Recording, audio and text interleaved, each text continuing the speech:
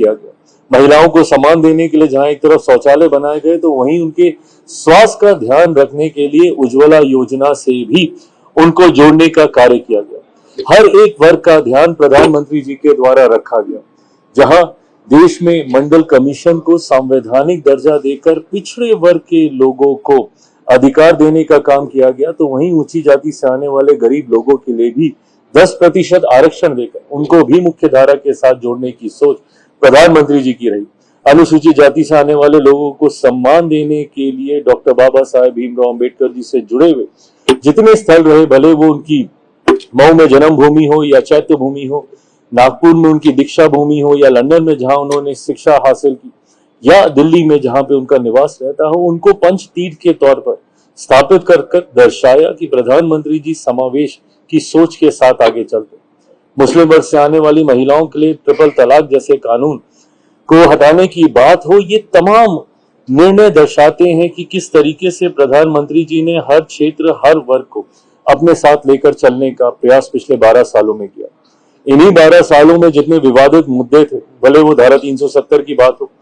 भले वो राम मंदिर निर्माण की बात हो, उसको भी प्रधानमंत्री जी ने लागू कर उन तमाम जितने भी विवादित मुद्दे हैं जिन पे दशकों तक राजनीति होती गई, उनको भी दूर करने का काम किया। प्रधानमंत्री जी ने जहां एक तरफ देश की हर एक भाषा को अपनाने का काम किया, हर मंच से अपने संबोधन में उस देश की उस राज्य की भाषा को अपनाने का काम किया, उस देश की उस राज्य की वेशभूषा को अपनाने का काम किया, भले वो गमछा हो, वो साफा हो, पगड़ी हो या पाग जो हमारे यहाँ बिहार में मिथिला में हम लोग पहनते हैं, हर चीज को उन्होंने उतनी ही खूबसूरती से अपनाने का काम किया। खाद्य प्रसंस्करण मंत्री होने के नाते जब प्रधानमंत्री जी ने अलग अलग व्यंजनों को देश ही नहीं दुनिया तक पहुंचाने का काम किया, भले वो मखाना हो या श्री अन्न हो या सी बकथॉर्न हो, ये तमाम ऐसी चीजें हैं जो दर्शाता है कि प्रधानमंत्री जी किस तरीके से गांव और शहर की दूरी,